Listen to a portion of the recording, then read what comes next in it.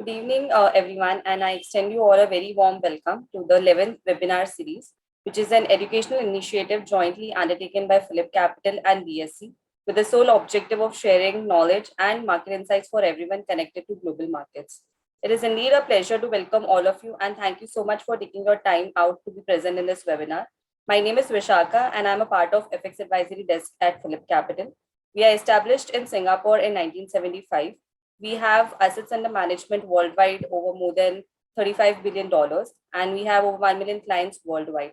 So, at this onset, I would like to thank Mr. Aman Chugh and Mr. Deepak Chaudhary for sparing their valuable time and for consenting to be a part of this webinar series to share their valuable market insights. Mr. Deepak Chaudhary is manager of business development team at BSC. He will be sharing his part of the speech after Mr. Aman completes. So I would like to welcome on the panel Mr. Aman Chugh. He is the founder, chairman, and managing director at Aman Chugh Ventures Private Limited. He has been honored with the title of Father of Financial Planning, Portfolio Management, and Derivatives. He is also one of the youngest chartered accountants and a first and only PhD on currency and interest rate derivatives. He has gained his experiences while having worked at senior and middle level management positions with reputed brand including Pricewaterhouse, Ernst Young Dubai, General Electric USA, and ICICI Bank. It's indeed a pleasure to have you on this panel, sir. I welcome you once again. Over to you, sir. Namaskar hai, Jai Hind hai. Rather, Vishaka ji, it's a pleasure for me to be addressing these all august audience, and I'm sure आप बहुत ज़्यादा contribute करें to the cause of the economy as well. So, not to take much of time, I think end objective जो इस पूरे session के साथ जो रहेगा, that will be majorly to understand the structural shift in the economy which we are looking at, and hence, but of course, जब structural shift होता है, it also leads to a lot of shift in the markets and our career paths as well. Majorly, we have got three types of shifts, या three types of जो themes रहती हैं किसी भी economy में. One is tactical shift, which is an operational जो हम changes देखते हैं. Then we have strategic shifts, and but of late जो what we have been witnessing in Indian economy is more of a structural reforms and structural shift which we saw similarly in 1991 as well. My discussion today on national monetization pipeline and the markets जो उसके ऊपर रहेगा, उस पे I have got majorly 5 broad headings. पहला heading में हम बात करेंगे in terms of how this was planned altogether while India got exit out of RCEP, Regional Comprehensive Economic Partnership. Second, वहाँ से हम move करेंगे कि RCEP से move करने के बाद एकदम से इंडिया ने प्रोडक्शन लिंक्ड इंसेंटिव के ऊपर जो फोकस मारा, एंड वहाँ से PLI के बाद जो हमें मेजरली इंफ्रास्ट्रक्चरल इंपॉर्टेंस है, जहाँ पे हमें इंफ्रास्ट्रक्चर के ऊपर फोकस करना, that is the third important point. And the fourth is ये जो इंफ्रास्ट्रक्चर की जो फंडिंग है वो कहाँ से आएगी, जिसके लिए नेशनल मॉनेटाइजेशन पाइपलाइन को लेकर आए गए. And then fifth, but of course the key take away is the financial markets and our career path, जिस तरीके से वो इम्पैक्ट हो सकते हैं. मैं रिक्वेस्ट करूंगा कि अगर आप में से कुछ लोग अपनी वीडियोस ऑन कर लें, तो ताकि एटलीस्ट मेरे को ये लगेगा कि मैं किसी से बात कर रहा हूँ, नहीं तो मेरे को ऐसा लगेगा मैं अपने आप से बात कर रहा हूँ, कोई पता नहीं है या नहीं. सो आई वुड रिक्वेस्ट कि अगर कोई अपनी वीडियोस कंफर्टेबली ऑन कर पाए, दैट विल बी वंडरफुल. सो पहला हेडिंग के तहत, एज आई वाज मेंशनिंग, हम पहले मेजरली अंडरस्टैंड करते हैं इन terms of regional comprehensive economic partnership से जो इंडिया ने विड्रॉल किया. So well, RCEP में we had around 16 countries altogether, and RCEP is a more of a one free trade zone type of a economy बनाई एक तरह से, या एक तरह से सारे लोगों को इकट्ठे लेकर आए, जिसमें एशियन कंट्रीज थे etcetera etcetera, including the Australias and the New Zealand and Japan, South Korea and China etc. ये जो 16 countries हैं, they majorly contribute to almost 25% of the world's GDP, and 25% of the world's GDP जो है वो ये 15 या 16, क्योंकि मैं 16 से 15 इसलिए बोल रहा हूँ बिकॉज इंडिया हैज एग्जिटेड, तो पहले 16 था, अभी 15 है.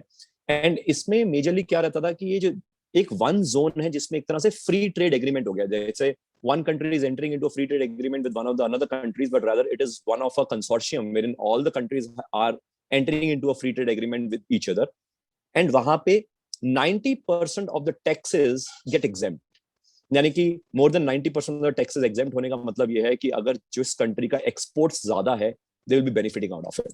However, यहाँ पे एक important point of observation वो ये था कि for the last so many years as RCEP का जो हम इंडिया मेंबर रहे, we had a heavy trade deficit. In fact, our trade deficit जितना भी होता है normally, उसका 65-70% is normally being contributed out of these 15 countries. And but of course उसमें से जो सबसे नोटोरियस जो चैप है वो चाइना है, जो कि हम सारे जानते हैं। एंड इसका मतलब ये है कि आरसीईपी से अगर हम ना निकलते तो, बट ऑब्वियस हमारी कहीं ना कहीं इंडस्ट्री में चैलेंज आ रहा था, क्योंकि हमारी अपनी इंडस्ट्री ग्रो नहीं कर रही एंड साथ में हमारा ट्रेड डेफिसिट बढ़ता जा रहा है। So we had lack of manufacturing capabilities in India and we started to become a net importer.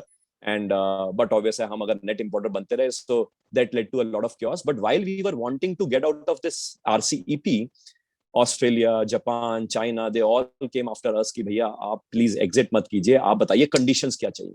And that's where India put across two conditions कि ऐसा है कि हम एक ऑटो ट्रिगर रूल करते हैं। ऑटो ट्रिगर में हमें एटलीस्ट ये पता होना चाहिए कि ओके हम अगर चाइना से इंपोर्ट कर रहे हैं सम सॉर्ट ऑफ मटेरियल, तो हमें पता होना चाहिए कितना मटेरियल हम इनसे लेना चाहते हैं, and that is a auto trigger. जैसे ही वो उससे ज्यादा मटेरियल हम इंपोर्ट करेंगे तो एकदम से ट्रिगर हो जाएगा। एंड साथ में हमें रूल ऑफ ओरिजिन चाहिए, यानी कि ये नहीं कि चाइना से हमने सामान ले लिया, चाइना का ऑटो ट्रिगर हो गया, but China is then sending those goods through Laos और कंबोडिया और हांगकांग एक्सेट्रा, जो कि चाइना पिछले कई सालों से करता आ रहा है। And that's where it hit the belt, जहां पे चाइना नहीं माना। और बट ऑब्वियसली चाइना नहीं माना तो हमें समझ आ गया था कि वहां पे उसकी game different, and that gave us an excuse to come out of this RCEP वाला जो अरेंजमेंट था। इसका मतलब ये that means imports from these countries is a strategic shift by Indian economy और Indian government कि हम यहाँ से imports को dry out करना चाहते हैं, रोकना चाहते हैं। That means whatever goods we were actually been importing from Australia, from Thailand, from Vietnam, from Japan, from Korea, from China, हम सारे जो उनसे major imports थे उसको हम imports को अपनी within capabilities के साथ replace करना चाहते हैं। That was the first structural mindset shift जो इंडियन इकोनॉमी की गवर्नमेंट लीडरशिप ने एक तरह से सिग्नल किया। ना इसी में अगर हम देखें आरसीपी के तहत ओवरऑल जो जीडीपी है, जीडीपी में at present the manufacturing sector total, और अगर मैं उसको मैन्युफैक्चरिंग नहीं कहूंगा, मैं इंडस्ट्री सेक्टर कहूंगा, इंडस्ट्री सेक्टर का जो total contribution to the cause of the GDP of Indian economy is approximately around 27%। and mota around 53% is odd services and 20% is agriculture. Yani ki industry sector was earlier around 10 to 15 years back was contributing approximately 30%, and वो 30 से गिरते गिरते almost 26-27 के करीब आ गया है। and out of that industry sector में जो 26-27 का जो contribution की हम बात कर रहे हैं, उसमें 7 to 8% is construction industry के अंदर। यानी कि 7-8% अगर हम कंस्ट्रक्शन निकाल दें और बाकी वो जो क्वेरिंग एंड माइनिंग वगैरह की एक्टिविटीज है उसको निकाल दें, तो जो मैन्युफैक्चरिंग एक्टिविटी है as a part of the GDP contribution, that is hardly 13 to 14%। यानी कि manufacturing which has to be a backbone for any economy, जहां पे हम जीडीपी सोचते हैं $5 trillion of an economy etcetera, that is only contributing to almost 13 to 14% of manufacturing sector of the India's GDP. And believe it और not, हम बांग्लादेश से भी पीछे हैं। So Bangladesh is better regarded as a manufacturing hub, जहां पे हम 14% है, शायद बांग्लादेश इस टाइम पे 17-18% के करीब है।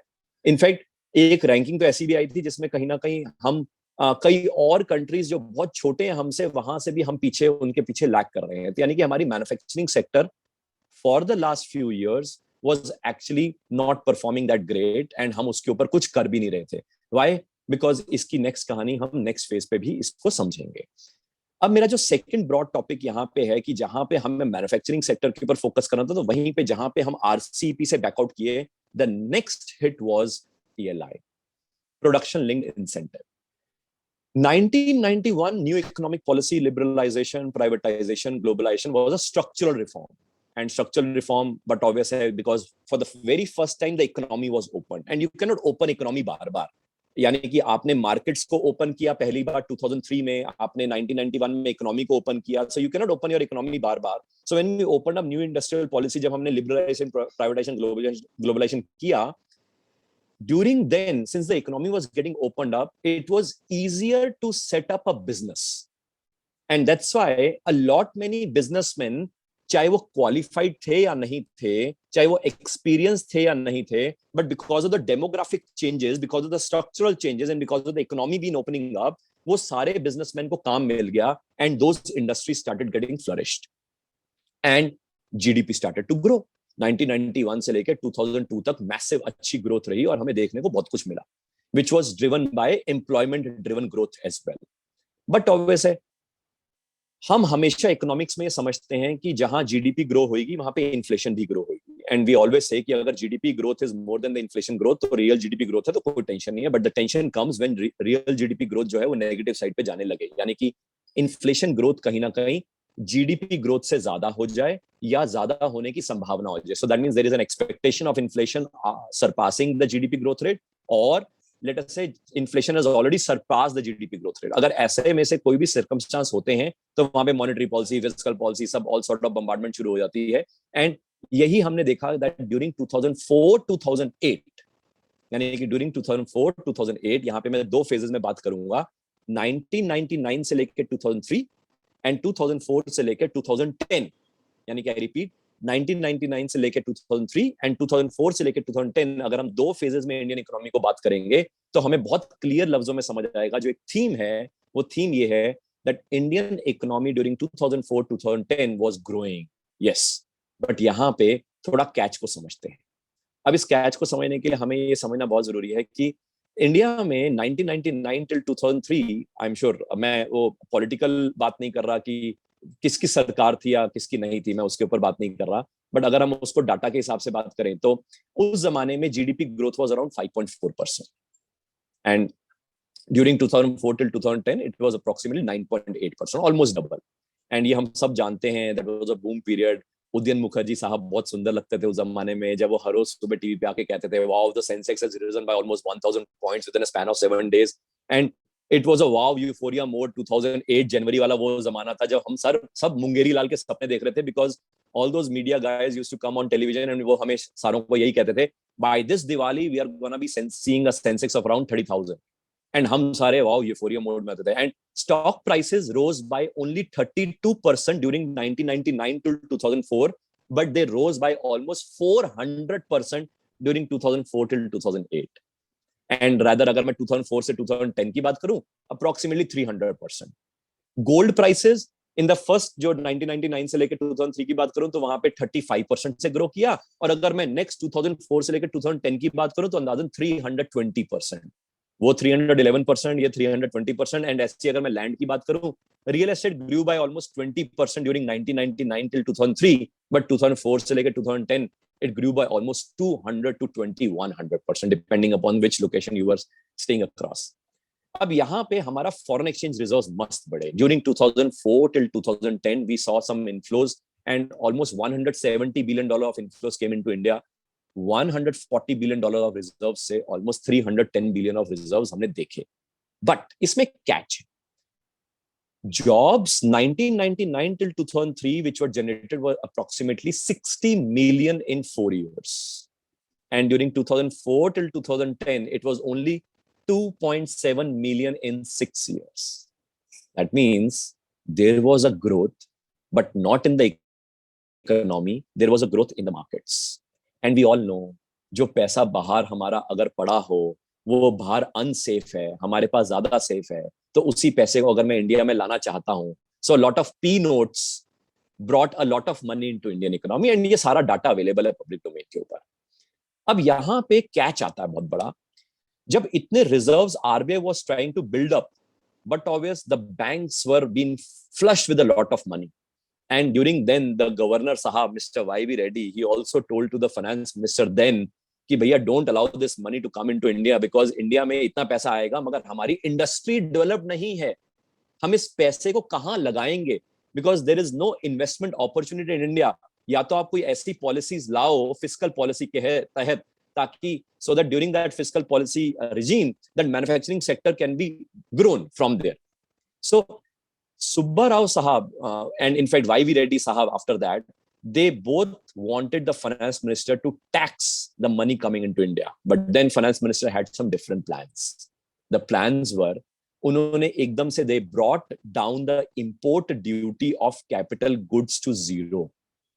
but obvious है बाहर से capital goods की import duty zero हो and some sort of anti dumping duty को आप उसको neglect I mean to say कम कर देते हैं, इंडियन इंडस्ट्री आपकी उतनी रॉबस्ट नहीं है, तो a lot of money which came into India, so bank deposits grew from 12% to almost 20%, and credit also grew from 15% to 27%। but this whole of the credit did not go into the Indian industry. It went to those importers who were actually importing goods from China, whether it was capital goods or whether it was the industry from where we were actually been reliant upon China. And यहीं पे मैं connect वो पिछले वाला RCEP को link कर रहा हूँ, that as a part of regional comprehensive economic partnership, वो जो 16 countries में India was a part, China was actually dumping the goods either directly or indirectly through Hong Kong, Laos, Cambodia, etc. And उसके कारण ये जो सारी चीजें हुई, we all can understand कि हमारी इंडस्ट्री वहां पे ग्रो ही नहीं हुई. So यानी कि within this PLI, I hope आपको ये समझ आने लग गया होगा कि PLI और RCP का पहला स्टेप क्या था? टू किक ऑफ चाइना, यानी कि चाइना को किक करना और चाइना को ये बताना कि भैया हमारी थीम चेंज हो रही है, हम अब आपसे इंपोर्ट नहीं लेंगे, हम जो आपसे इंपोर्ट करते हैं या जो भी हम imports from the rest of the world से करते हैं, हम वही इंपोर्ट्स के बजाय हम इंडियन मैन्युफैक्चरिंग कैपेबिलिटीज को बढ़ाएंगे. So that means the manufacturing order of Indian economy shall be changing. And we all know that PLI में we have advanced जो chemical cell, chemistry cell के ऊपर आई, ACC बैटरी जिसकी हम बात करते हैं, इलेक्ट्रॉनिक्स के ऊपर हम बात कर रहे हैं, वाइट गुड्स की बात कर रहे हैं, टेलीकॉम इक्विपमेंट की बात कर रहे हैं, APIs इन फार्मा की बात कर रहे हैं, हम टेक्निकल टेक्सटाइल की बात कर रहे हैं, मैन मेड फाइबर की बात कर रहे हैं, हम फूड प्रोडक्ट्स की बात कर रहे हैं, सोलर मॉड्यूल्स की बात कर रहे हैं. ये सारी चीजें वही हैं जो हम मेजरली चाइना से इंपोर्ट करते आए. यानी कि इसका मतलब ये PLI is a focused initiative to replace the imported goods from the rest of the world to be set up and being delivered, being manufactured into Indian economy. अब यहां पे आते third phase. In order to set up an industry, particularly manufacturing industry, you need a robust infrastructure. और ये हम सब जानते हैं as an intelligent audience, आप सब बहुत intelligent audience है. There can be two types of growth in an economy. One can be consumption-driven growth and one can be investment-driven growth. Consumption-driven growth will not lead to multiplier effect, but investment-driven growth will lead to multiplier effect going forward. यानी कि अगर आपको multiplier effect चाहिए GDP में, GDP आपको $3 trillion से $5 trillion करनी है, या जीडीपी ग्रोथ आपको इन्फ्लेशन से ज्यादा करनी है, और कहीं ना कहीं पिछले 20-25 सालों में आपको दिख रहा है कि इकोनॉमी में वो सेक्टर इतना बूम नहीं कर पा रहा कि जो जीडीपी ग्रोथ है वो इन्फ्लेशन को मैच नहीं कर पा रही. तो जहां जीडीपी ग्रोथ 9.8% थी during 2004 till 2010, we were always resorting to WPI and never talked about CPI, and CPI was above the double digit, above 10%, 11%, 12%. तो यानी कि effectively जहां हमारा हिंदुस्तान 1947 में आजाद हुआ, हम इतने सालों से WPI को फॉलो कर रहे थे, and we never bothered to adopt CPI. So after 2014 we adopted CPI and we came to the conclusion that CPI is the real, at least for the time being, although the rest of the world has already moved to more advanced versions of inflation index, तो at least हमें ये समझ आया कि at least हमें कुछ objectivity तो लानी पड़ेगी. एंड वहां पे we came to the conclusion कि अगर जीडीपी ग्रो करनी है more than the inflation growth, तो हमें इन्वेस्टमेंट ड्रिवन इकोनॉमी क्रिएट करनी पड़ेगी. अब ये जो इन्वेस्टमेंट ड्रिवन इकोनॉमी है, आई थिंक मैं यहाँ पे 1-2 मिनट इसके ऊपर भी लगाता हूँ. For the last I think 15 years from 2000 till 2014-15, China was very strategically building up its pearl of strings in the ocean territorial waters of India, and we all know that, and maybe you can Google it out. वो क्यों कर रहा था, starting from South China Sea से लेके और वो Bay of Bengal, Malacca Strait, and वो सारी चीजों के ऊपर जो कंट्रोल लाना चाहता था. And we all know कि पानी, water is the next resource जो हर एक को चाहिए होगा. तो China was creating a pearl of strings very silently for the last 15 years till 2014-15. The main objective of doing this by China was to maybe one fine day cut off India in terms of its trade with the rest of the world through waters, maybe, और maybe अगर कोई military या कोई intrusion होता है तो उसमें India कुछ ना कर पाए. और हम सब ये जानते होंगे during the Bangladesh war as well, the territorial waters of India played a major role. And ऊपर से इंडिया के ऊपर China was already playing with PoK के साथ और पाकिस्तान के साथ मिलके, and Aksai Chin, and we all know this for the last 40 years what was his strategy. And साथ में ईस्टर्न इंडिया के साथ भी वो ऐसा ही करने की एक्सपेंशनिस्ट पॉलिसी करने की कोशिश कर रहा है. Tibet was never of China, and China जानबूझ के तिब्बत के ऊपर इसलिए आया because Tibet was touching the borders with India. अब जहां पे पूरी स्ट्रेटेजिकल जो मेकओवर था जो चाइना क्रिएट करने की कोशिश कर रहा था, हमने शायद ये रियलाइज नहीं किया that investment driven economy is not only meaning कि मेरे को जीडीपी बढ़ानी, it also means that I need to silent my enemies by building up my infrastructure capabilities at the borders so that if need be, and अगर वो मेरे साथ कुछ notorious activities करता है तो I am able to reciprocate, and for which we had to build a lot many roads and infrastructure etc till let us say पलोंग valley and वो सियाचिन है, या मैं अगर मैं नेपाल बॉर्डर की बात करूं या मैं मानसरोवर की बात करूं, ये जो पूरा बिल्डिंग अप ऑफ इंफ्रास्ट्रक्चर है that is a part of infrastructure pipeline जो हम कर रहे हैं, मगर it will not lead to a GDP growth immediately, because वहां पे जो इंफ्रास्ट्रक्चर डेवलप हो रहा है वो एक तरह से laying down a strategic cause है, laying down a strategic shift है, ताकि चाइना कुछ भी ऐसा करता है तो एटलीस्ट हमारे पास वो इंफ्रास्ट्रक्चर अवेलेबिलिटी हो, ताकि हमारी सप्लाईज तैयार होके वहां तक पहुंच तो सके। पता लगे हमारे पास रोड ही नहीं है और वहां पे आक्रमण करते तो हम क्या करेंगे? वाटर से भी उसने घेर रखा था, ऊपर से भी घेर रखा था, and that's how this infrastructural capabilities were actually started by this present government after 2016-17 realising कि we were already caught in the pearl of strings, and जिसके लिए उन्होंने आयरन कर्टन बिछाया।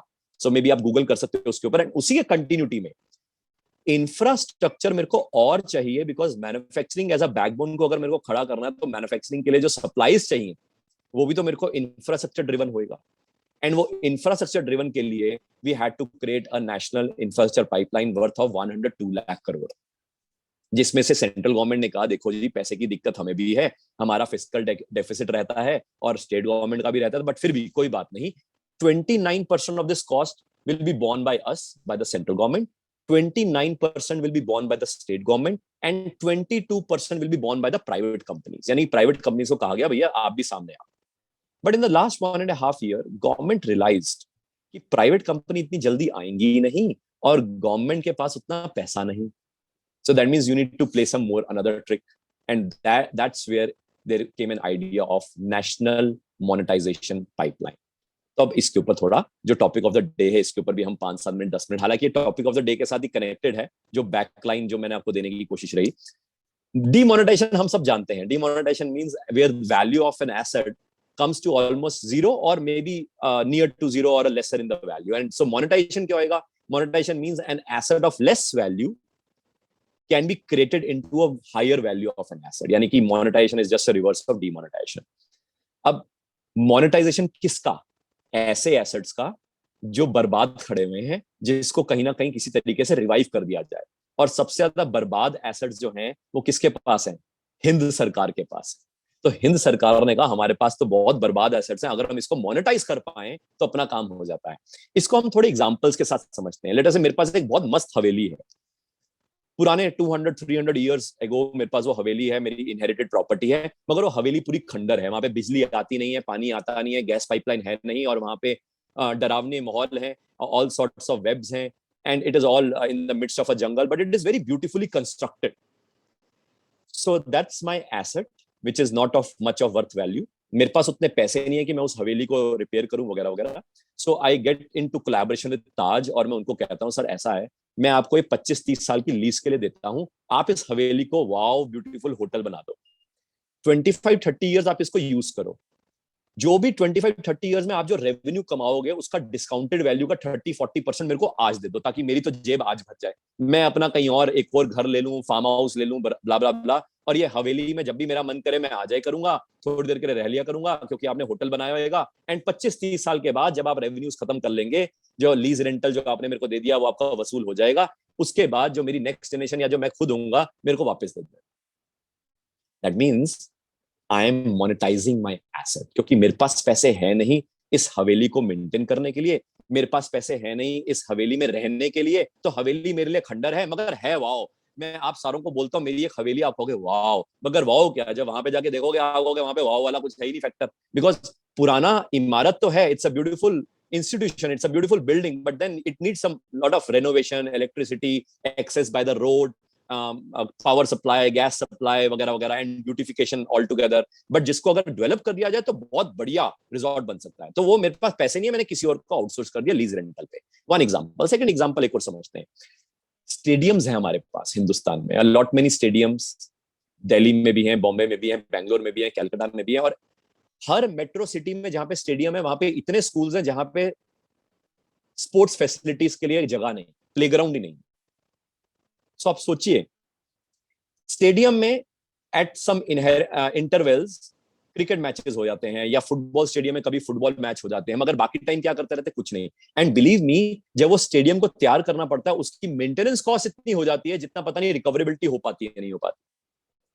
तो वो जो स्टेडियम है, उस स्टेडियम को अगर मैं different different schools and colleges हैं उनको मैं लीज पे दे दूं कि भैया हाँ जी, मंडे का गेम्स पीरियड एबीसी स्कूल के लिए, ट्यूसडे का गेम्स पीरियड सीडीई स्कूल के लिए, और मैं उन स्कूलों को या कॉलेजेस को आउटसोर्स कर दूं on a lease rental, facility मेरी मेंटेन रहेगी, ब्यूटीफाइड रहेगी, लीज रेंटल मेरे पास आता रहेगा, बच्चों का भी भला होता रहेगा। और कभी कभी जो गवर्नमेंट, बट ऑब्वियस स्कूल तो 4-5 बजे तक हो गया, 6 बजे तक हो गया, उसके बाद अगर मेरे को कोई बैंक्वेट हॉल के तौर पे उसी स्टेडियम में समझो शादी करवानी है किसी की, तो वो भी करवा सकता हूँ। क्योंकि हम भी तो बैंक्वेट हॉल में जाके शादी करते हैं, तो उसकी जो कैपेसिटीज है उसको इस तरीके से बिल्ड कर देंगे कि सुबह बना दो उसको stadium for use by the schools and the colleges, and शाम को बना दियो banquet hall. And private banquet halls they charge hell lot of money. So maybe अगर मैं उसका 1/10 भी चार्ज करने लग जाऊं as a government, that gives me much of revenue. Otherwise तो मेरा स्टेडियम ऐसे खाली पड़ा हुआ है, rather it incurs a cost for me to be maintaining that stadium, and one fine day जब उसमें क्रिकेट मैच होता है तो एक्स्ट्रा कॉस्ट लगती है, फिर उसकी क्लीनिंग की कॉस्ट लगती है, तो मेरे लिए तो सरदर्दी है वो। I hope you could understand this point as well. Third एक और एग्जांपल लेते हैं, कॉमनवेल्थ गेम्स। वाओ, कितना पैसा खाया गया था, पता ही नहीं आज के डेट में उसका क्या, विलेज का क्या बना जो कॉमनवेल्थ गेम्स में बनाया गया था। एंड वी ऑल नो कि कितना पैसा खाया गया, मगर उस कॉमनवेल्थ गेम्स का हुआ क्या? कॉमनवेल्थ गेम्स हो गई, उसके बाद वो फैसिलिटीज को किसी ने यूज ही नहीं किया। And similar type of facilities can also be leased out by the government of India, सरकार हिंद। सो इसका मतलब ये, on the similar lines we have got so many docks, airports, railway spaces, railway station की मैं बात कर रहा हूं, जहां पे सीरीज ऑफ मोनेटाइजेशन करी जा सकती है। और जहां पे मैं सीरीज ऑफ मोनेटाइजेशन की बात कर रहा हूँ, on on on on the other laptop जहां पे मैं लॉग्ड इन हूं, तो वहां पे मैं कईयों के फील गुड फैक्टर वाली स्माइल देख पा रहा हूँ। सो यानी कि इसका मतलब ये है कि national monetisation pipeline is a sense to give me a vicious circle of revenue. Let's understand how. Let us say, if I am able to monetize one asset, generate money out of it, I can build one more asset. And then I can lease out that another asset. Then I get some more money, I build up one another asset. That means it leads to a vicious circle. So that means if I am building up a road from Delhi till Agra, and I'm charging more toll taxes, and then I am rather giving it on lease rental to some authority, और मैं उसको कहता हूँ भैया मेरे को lease rental का present discount दे दो, और मेरे पास जो पैसा आया, let me build one more highway maybe from Delhi to Jaipur, जिसको मैं इलेक्ट्रिक कर देता हूँ, और इलेक्ट्रिक करके फिर उसको एक तरह से लीज पे डाल दूंगा। फिर वहां से जो पैसा आएगा, फिर मैं ऐसा करता हूँ, फिर दिल्ली से लखनऊ को इलेक्ट्रिक कर देता हूँ। एंड इसका मतलब ये, I can build up a chain. One is I can build up a chain on central government assets. Can I not build up a chain on state government assets also? Yes. यानी कि state government assets के ऊपर भी तो मैं इसी chain को मैं बिल्डअप कर सकता हूं। So इसका मतलब ये, towards the end, may be last 10 minutes में जो मैं समझाने की कोशिश करना चाहता हूं आप सारे समझदार लोगों को, may be putting up my view point. First of all, we need to be very clear that this is not a privatization policy, जिसके बारे में हम सुनते रहते हैं. It's more of a public-private partnership, but more of a monetizing my asset. मैंने हवेली अपनी किसी को नहीं बेची. मैंने अनीश जी को अपनी हवेली नहीं बेची. मैंने अनीश जी को बोला, अनीश जी आपके बहुत पैसे हैं, मेरे पास हवेली है, आप उसको बढ़िया सा आप डेवलप कर लो, और वहां पे हम सारे जो लोग आज अटेंड कर रहे हैं, हम वहां पे आया करेंगे, कॉस्ट दिया करेंगे, उसका प्रेजेंट वैल्यू मेरे को दे दो. तो अगर आप मेरे को प्रेजेंट वैल्यू आज दे दोगे, आई प्रॉमिस यू, मैं एक और एप्पल ऑर्चर्ड ना किन्नौर में लगा दूंगा.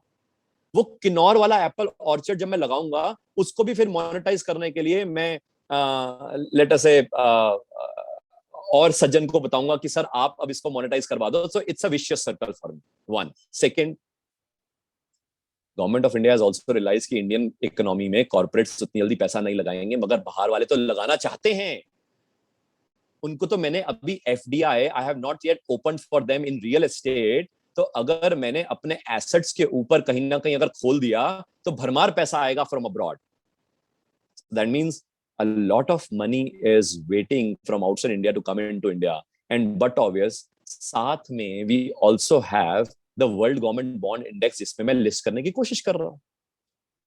मगर प्रॉब्लम ये है ना, अगर मैं वर्ल्ड गवर्नमेंट बॉन्ड इंडेक्स में बॉन्ड इश्यू करूंगा ना तो दैट बिकम्स माय डेट. और डेट होता है तो फिर बड़ी प्रॉब्लम होती है. फिर क्या है ना, वो रेटिंग एजेंसी आ जाती हैं, और रेटिंग एजेंसी के अलावा these all countries which are willing to give me debt, they also want their inherent interest to be satisfied in terms of कि सर हम आपके इंडिया में पैसा लगाएंगे तो मैकडोनल्ड्स खोल दो, या लेटर से हम इंडिया में पैसा लगाएंगे तो हमारे फॉरेन आपको ये हवाई जहाज खरीदने पड़ेंगे, हमारे हेलीकॉप्टर खरीदने पड़ेंगे. और हम कहते हैं भैया हमने खरीदने नहीं है, आप इंडिया में आके बना लो जो भी बनाना है आपको. तो उसका तोड़ ये है कि आपके पास पैसा है, हमारे पास पैसा नहीं है. But you don't have population, we have got plenty of population. You don't have assets to be monetise, and करिए भाई आपने मोनेटाइज कर भी लिए हैं. इन एनी केस आपने, ऑस्ट्रेलिया ने भी किया है, न्यूजीलैंड ने भी किया है, now India is wanting to do it. तो आप तो कर चुके हैं, अब हम करना चाहते हैं, और हमारे पास पॉपुलेशन बहुत ह्यूज है. आप इंडिया में आ जाओ, पैसा लगाओ, डेवलप करो, और उसमें से आप रेंटल इनकम कमाने की कोशिश करो.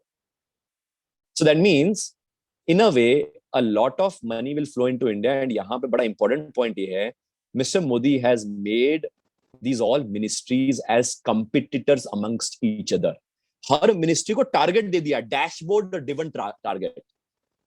यानी कि हर एक के पास एक डैशबोर्ड ड्रिवन टारगेट हो गया कि आपको इस साल इतना लाना है, आपको इस साल इतना लाना है, आपको इस साल इतना लाना है. तो टोटल मेरे को इस साल 88,000 करोड़ लाना है, अगले साल मेरे को समझो 1.34 लाख करोड़ लाना है. वो सारे मिनिस्ट्रीज को टारगेट दिया हुआ है. Wow, we all belong from a corporate world, और हम समझते हैं कि हम सारे कॉस्ट सेंटर चला रहे होते हैं, प्रॉफिट सेंटर चला रहे होते हैं. यही गवर्नमेंट ने सारी मिनिस्ट्रीज को कर दिया. 15 ओवर टॉप 50 मिनिस्ट्रीज को, जितने भी एसेट्स है सारों को मोनेटाइज करने के लिए, पाइपलाइन बनाने के लिए उनको टारगेट दे दिया. मगर ये जो पैसा है ना, अब यहाँ पे थोड़ा इंपॉर्टेंट इंफॉर्मेशन है, वो ये है, जो एमएनसीज जो पैसा लगाएंगे, जो बाहर से इंडिया में, या जो कॉर्पोरेट्स जो इंडिया में पैसा लगाएंगे, but obviously they will raise money in the form of REITs, InvITs, maybe long term bank loans भी आएगा. आई थिंक कहीं पे चैट बॉक्स में भी आया, रीट्स एंड इनविट्स वगैरह. डेफिनेटली ये होगा, but the game will not and here, क्योंकि हम अभी रीट और इनविट तक ही रुक गए. आप सोचो, सेंट्रल गवर्नमेंट ने ना अभी रिसेंटली एक और नोटिफिकेशन निकाल दी.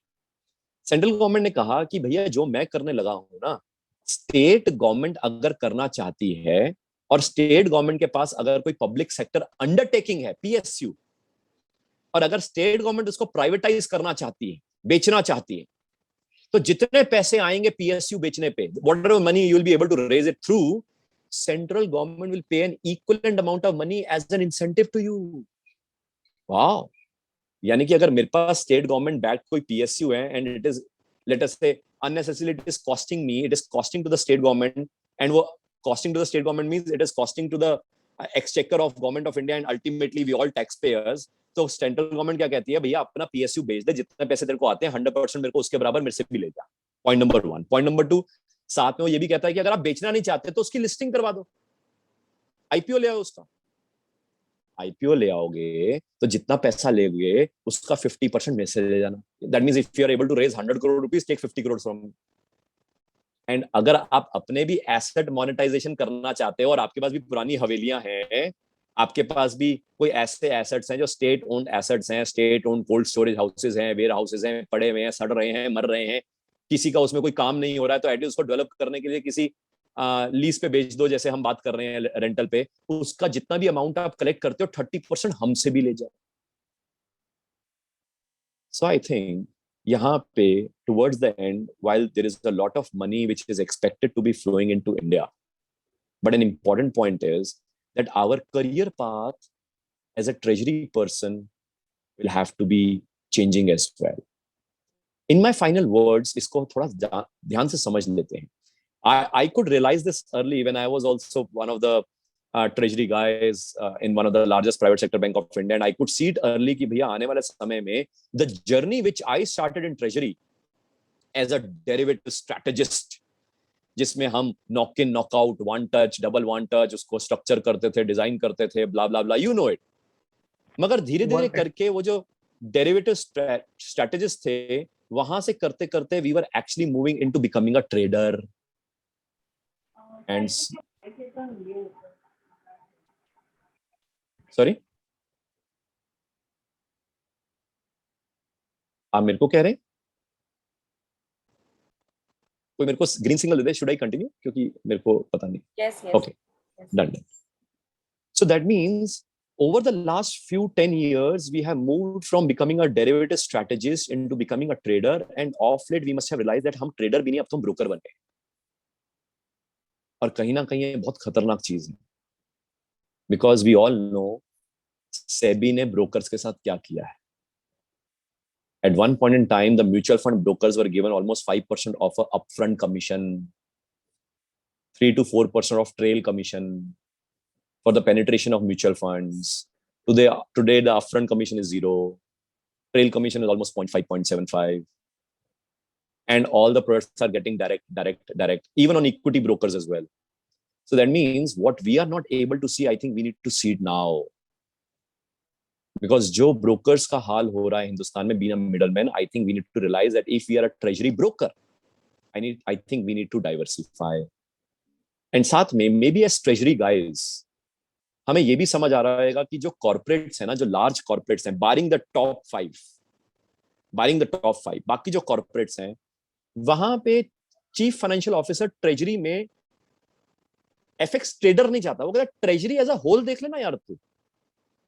So that means it's a clear message to us that as per Deloitte's report, by 2022, finance is going to become a dashboard. Finance is going to be a dashboard.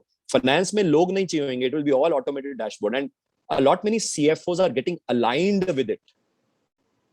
But obviously, it will first happen in the Western world. It will come into India maybe in the next 2 to 3 years, and then we'll have a automated dashboard-driven finance. यानी कि finance की जितने भी analytics हैं, वो सब dashboard पे हैं. So I don't need a team of, let us say, accountants, reconcilers, budgetary experts, यानी कि जो budgeting करता है, reconciliation करता है, या let us say जो financial planning करता है, वो सारे मेरे को लोग नहीं चाहिए होंगे. And similarly, अगर वो नहीं चाहिए होंगे, तो मेरे को ट्रेजरी एज अ फंक्शन के लिए अगर जो आदमी चाहिए होगा, उसमें एफएक्स ट्रेडर नहीं चाहिए होगा, मेरे को वो आदमी चाहिए होगा जो मेरे पैसे को मैनेज कर ले. So that means as a FX trader or maybe as a part of corporate treasury, we need to enhance our skill set, not only being a FX trader, dollar rupee. We have to also expand our horizons into maybe understanding the technical aspects of mutual fund investing, maybe understanding the alphas, the betas, the Sharpe ratio, etc. We need to also maybe understanding into the equities investing also, or maybe bond investing also, क्योंकि world government bond index में अगर हिंदुस्तान जाता है, that will also lead to a lot of shorter term duration bonds into Indian economy, a lot of development into Indian economy, into the bond market. आज के में क्या है ना, bond market में लगा के सो जाओ, yield जहां मर्जी जाएगा, कोई बात नहीं, yield till maturity में तो मेरे को उतना तो आ ही जाएगा. But it will not happen in the times to come. आज मैं LIC 10-15 साल के लिए बॉन्ड मार्केट में लगा देता है, या लेट अस से हम पैसा बॉन्ड मार्केट में लगा के या डेट फंड में लगा के सो जाते हैं, it will not happen in the times to come, because the bond market will become dynamic. So that means as a treasury guy we need to understand the bond dynamics as well. So mutual fund dynamics, equity dynamics, bond dynamics, apart from FX. हमें FX बहुत अच्छा आता है, हम सारे king हैं, बहुत आपको बहुत बढ़िया आता है, मगर उसके अलावा हमें डाइवर्सिफाई करना पड़ेगा अगर हमें अदर देन 5 लार्ज कॉर्पोरेट्स के अलावा बाकी कॉर्पोरेट्स में अपनी जगह बनाए रखनी है और नौकरी कंटिन्यू करनी है. Point number 1. पॉइंट नंबर 2, अगर हम मेट्रो लोकेशन में रहते हैं, if we are let us say doing our jobs in Mumbai, Delhi etcetera, I think it's time for us to maybe move back to our hometowns. Maybe I belong to Chandigarh, I moved from Bombay to Chandigarh. Maybe I don't know, you might be belonging to Bhopal, move to Indore. You might be belonging to Delhi, move to Delhi. You might be belonging to Jalandhar, move to Ludhiana. And वहां पे जो इतनी MSMEs हैं, micro small and medium enterprises, they need people जो उनकी पूरी treasury का FEMA particularly संभाल ले. एंड उनके पास फेमा एक्सपर्ट नहीं होता, और जो लोकल उनका चार्टर्ड अकाउंटेंट है उसको पास भी फेमा एक्सपर्टीज नहीं है, वो ऑडिट और लॉ टैक्सेशन देख लेता है मगर फेमा नहीं देख पाता। और फेमा के लिए लुधियाना जैसे शहर में दिल्ली या बॉम्बे से कोई आदमी आता नहीं, इंदौर जैसे शहर में बॉम्बे से कोई आदमी आता नहीं है। So if you can take a grip on FEMA and you are already an expert in FX, so maybe integrate that skill set and join an MSME and go back to your hometown। जितना पैसा आप वहां पे बचा रहे हैं, मैं कमा रहे की बात नहीं कर रहा हूँ, कमा तो बहुत रहे होंगे क्योंकि आप मेट्रो लोकेशन में, मगर इन हैंड जो मेरे घर पे आता है जितना बचा रहे हैं उससे शायद आसपास ही आपका मैच कर जाएगा आपके लोकल शहर में, एंड आपका जो पैसा बचा रहे होंगे वो ज्यादा होगा, quality of life better होगी। So maybe it's the time to move into a tier 2, tier 3 city near to your home location, near to your parents, and be amongst your family and doing a work for MSME जिसमें आप end to end integration कर लें। This is maybe point number 2 as a vision thought process with you all।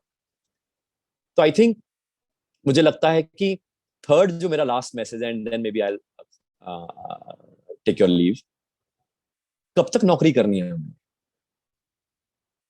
It's a vicious circle.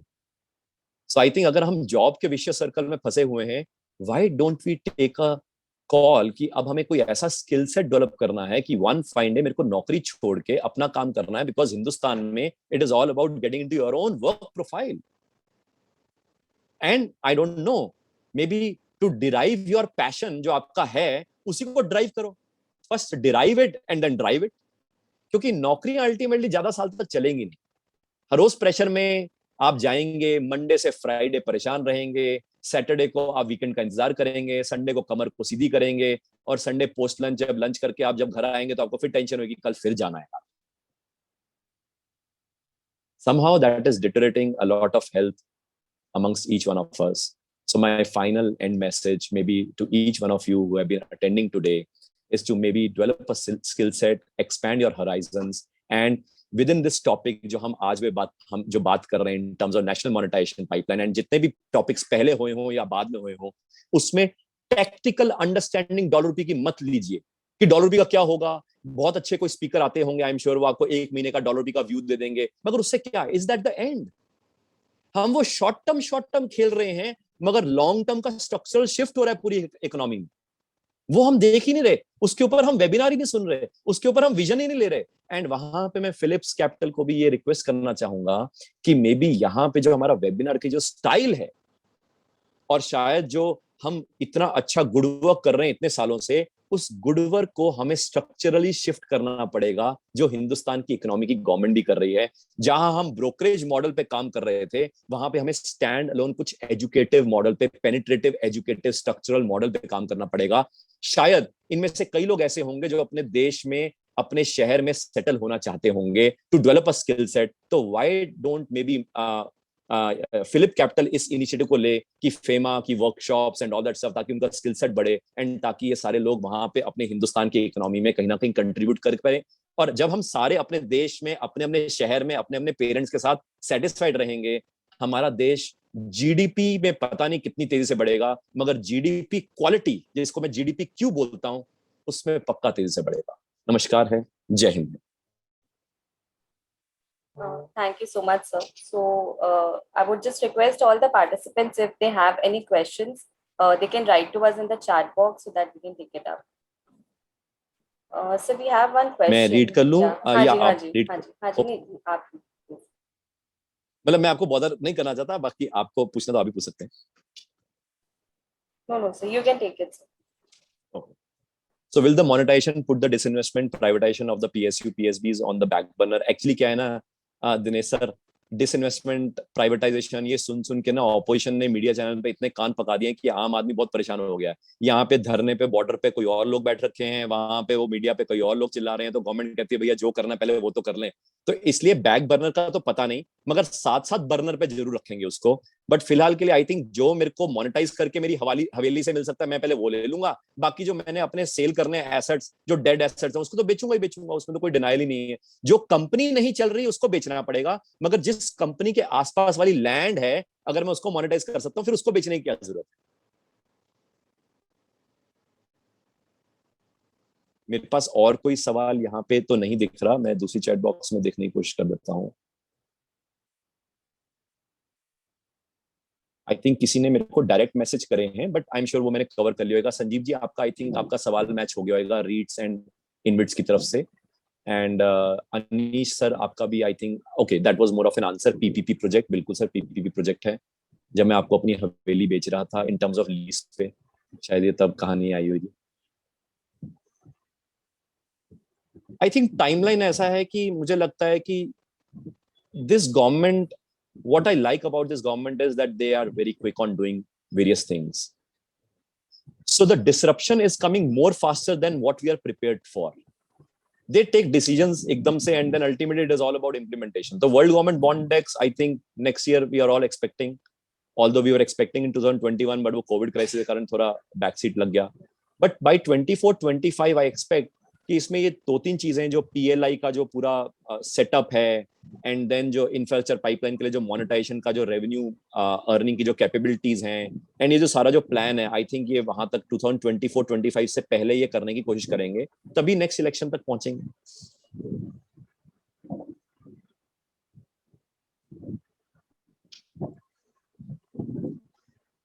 I think government overall जो present है, looking into what NDA is trying to do is they are trying to get into one theme. The theme is government cannot run business. Government can be a regulator. And government being a regulator, I have to just control the price and the quality. Price और quality अगर मैंने control कर ली, तो बाकी private companies को काम करने दो, कोई दिक्कत नहीं है, क्योंकि वो अच्छी क्वालिटी वाला काम दे देंगे, जल्दी क्वालिटी वाला काम दे देंगे. सिर्फ क्वालिटी में वो हेर फेर ना करे, वहां पे मैं बैठा हूं. प्राइस को ज्यादा ना बढ़ा दे, वहां पे मैं बैठा हूं. So I think this is the theme of government of India presently. This is what I understand.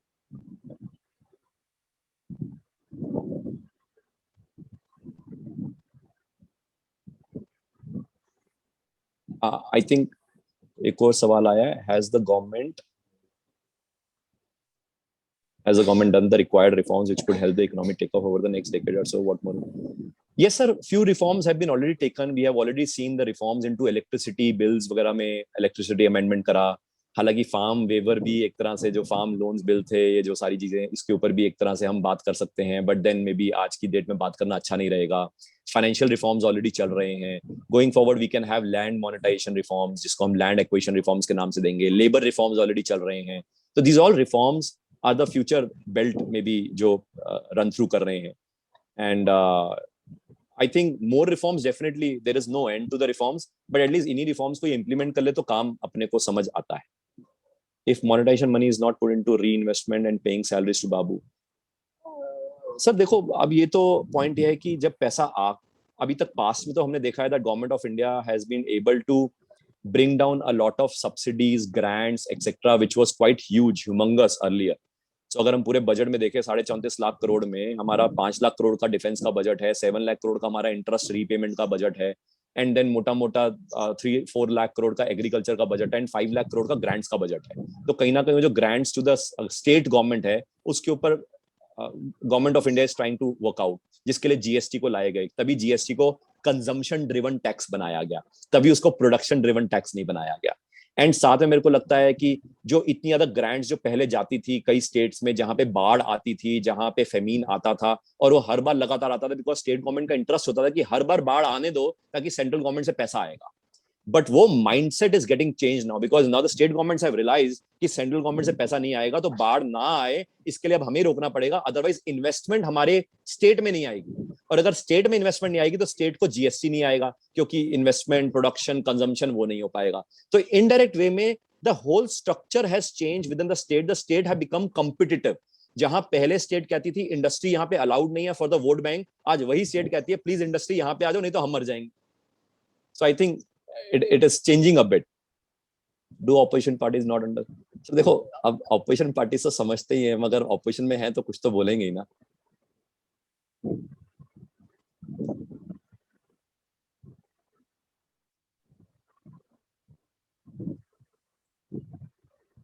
I think किसी का डायरेक्ट मैसेज आ रहा है सर, वो ना मैं यहाँ पे नहीं देख पाऊंगा, आप वहां पे एवरीवन में करेंगे तो मैं देख पाऊंगा इजीली.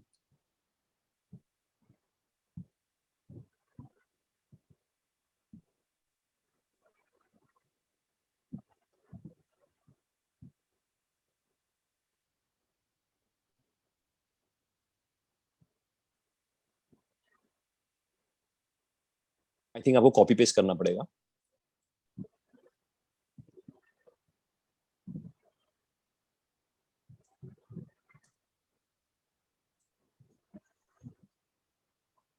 ओके, आई थिंक किसी का मेरे को डायरेक्ट मैसेज आया है कि can we work along with you. अरे, I don't know.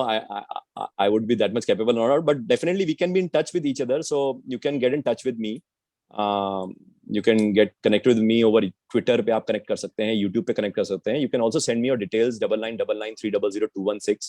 I carry a huge network of industry professionals. I can get you added in one of my network groups.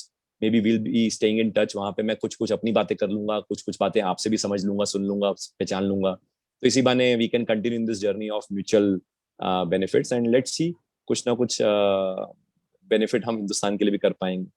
कोई और सवाल जो मैंने मिस कर दिया बाय चांस? क्योंकि मैंने कहा हमारे एक और सज्जन हैं बीएससी से, शायद उन्होंने भी आके Yes, I think we have covered almost all the questions. So it was very comprehensive and exhaustive discussion, and I'm sure that all the participants would be taking along with them immense amount of knowledge, wisdom, and experience obtained from your discussion. I would like to thank you once again for attending this webinar. Thank you. Sure जी, special thanks जिन्होंने अपनी video on करी थी, और जिन्होंने नहीं करी मैं उम्मीद करता हूँ कि हम आपस में टच बेस करेंगे ताकि हम एक दूसरे को जान पाए. Thank you very much. नमस्कार एंड जय Hind.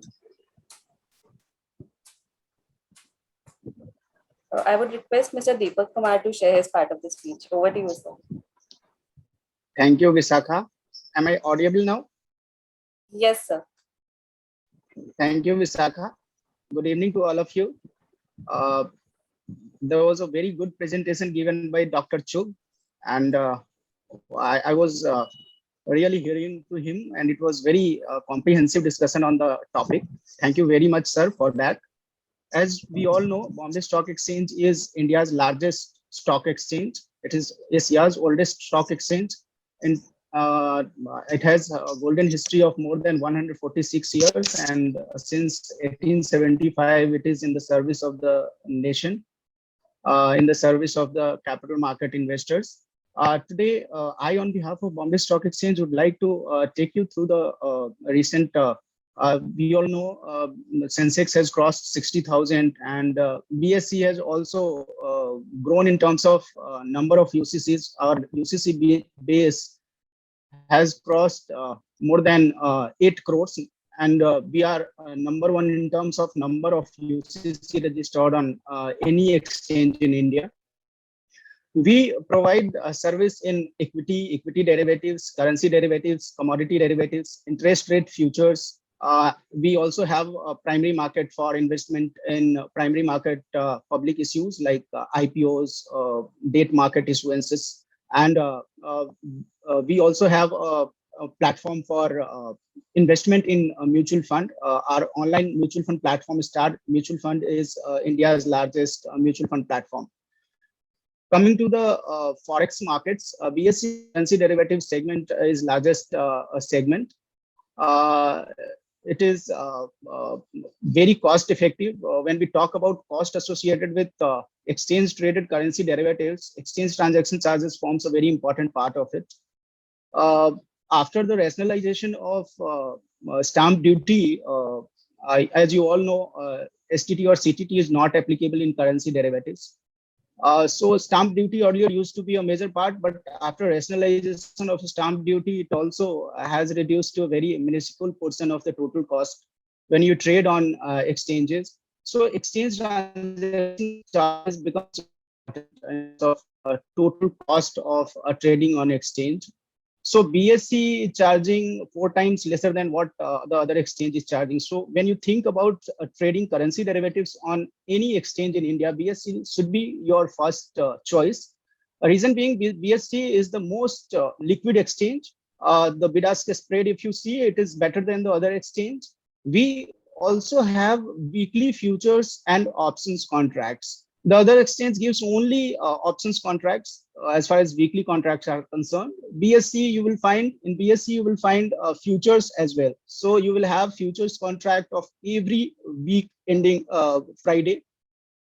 So those who are exporters, importers, they can hedge their position in real terms in weekly contracts. you can trade a dollar, pound, euro, JPY contract on BSC.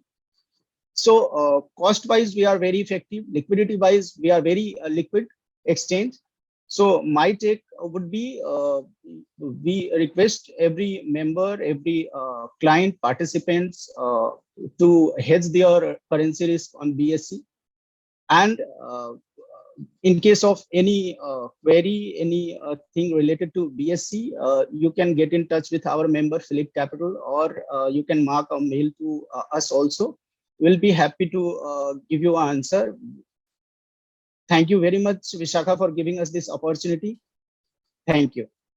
Thank you so much, sir. And thank you for all the participants for being a part of this webinar. For any queries, you can contact us anytime. Our coordinates are there on the screen. Thank you so much.